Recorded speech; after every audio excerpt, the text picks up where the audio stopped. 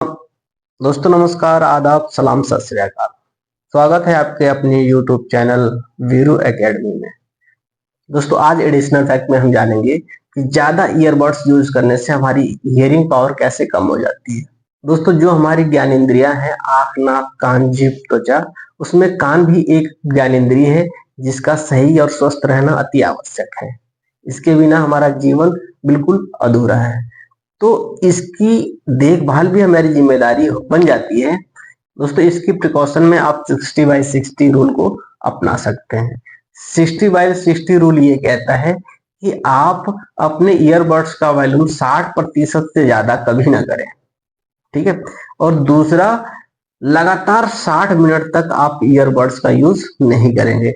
यदि ये rule follow करते हैं तो आपके कान सुरक्षित रहेंगे। दोस्तों ज्यादा ईयरबड्स यूज करने से क्या होता है, हमारे कानों में नमी बन जाती है, हवा का प्रवाह नहीं हो पाता है कानों में, जिसकी वजह से नमी बन जाती है और नमी बनने की वजह से तमाम प्रकार के वायरसेस और बैक्टीरिया पनपने लगते हैं, जिसकी वजह से ईयर में इंफेक्शन हो जाते हैं। और सबसे बचने के लिए, अपनी हियरिंग पावर को बरकरार रखने के लिए ये छोटा सा वीडियो क्लिप देखिए और ईयरबड्स का यूज 60/60 रूल के हिसाब से करिए। चलते हैं वीडियो क्लिप पे। ईयरबड्स छोटे स्पीकर्स का एक पेयर होता है जिसे हम अपने कानों में पहनते हैं और इसके जरिए से हम शुरू में तो हमें बहुत अच्छा लगता है दोस्तों, क्लियरली सुन पाते हैं। लेकिन रुकिए, क्या आप जानते हैं कि ईयरबड्स पर लाउड म्यूजिक सुनने से आप अपने सुनने की स्मार्ट यानी कि सेंस ऑफ हियरिंग को खो सकते हैं। लेकिन कैसे? सुनना कम हो चलिए गया। देख लेते हैं कि ये ईयरबड्स कैसे हमारे ईयर्स को डैमेज करती हैं। देखिए, हमारा कान 3 पार्ट से मिलकर बना होता है जो कि मिलकर काम करती है और साउंड वेव्स को प्रोसेस करती है। ये 3 parts outer air, middle air और इनर एयर है। अब ये जो इनर एयर है, जिसे हम कॉक्लिया भी कहते हैं, ये एक फ्लूइड फील्ड स्ट्रक्चर है और इसमें टाइनी हेयर सेल्स भी प्रेजेंट होते हैं। ये हेयर सेल्स हमारे दिमाग को साउंड मैसेजेस को सेंड करने में हेल्प करती है। देखिए, साउंड वेव्स जब हमारे एयर में इंटर होती हैं तो ये हमारे ईयर ड्रम्स में वाइब्रेशंस क्रिएट करती है। ये वाइब्रेशंस फिर हमारे मिडिल ईयर में प्रेजेंट टाइनी बोन से होते हुए हमारे कोक्लिया में ट्रांसमिट हो जाती है। जैसा कि मैंने आपको पहले बताया कि कोक्लिया एक फ्लूइड फील्ड चैम्बर है जिसमें टाइनी हेयर सेल्स भी प्रेजेंट होती हैं। ये वाइब्रेशंस इस फ्लूइड और इन छोटे छोटे हेयर सेल्स में से पास होती हैं।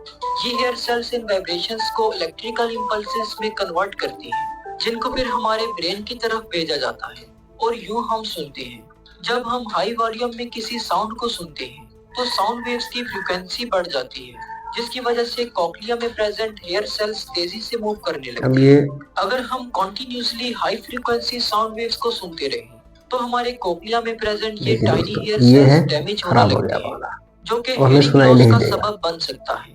अब यहाँ आपको बताता चलूं कि हमारे कान 70 dBA तक की साउंड वेव्स को सेफली सुन पाते हैं। 60/60 मिनट रूल को अपना करके हम सेफली अपने कानों को किसी भी किस्म का डैमेज पहुंचाए बगैर ईयरबड्स का इस्तेमाल कर सकते हैं। इस रूल के अकॉर्डिंग जब भी आप ईयरबड्स इस्तेमाल करें तो कोशिश करें कि वॉल्यूम को 60% तक रखें और इसके अलावा ईयरबड्स को कंटिन्यूअसली 60 मिनट से ज्यादा यूज ना करें।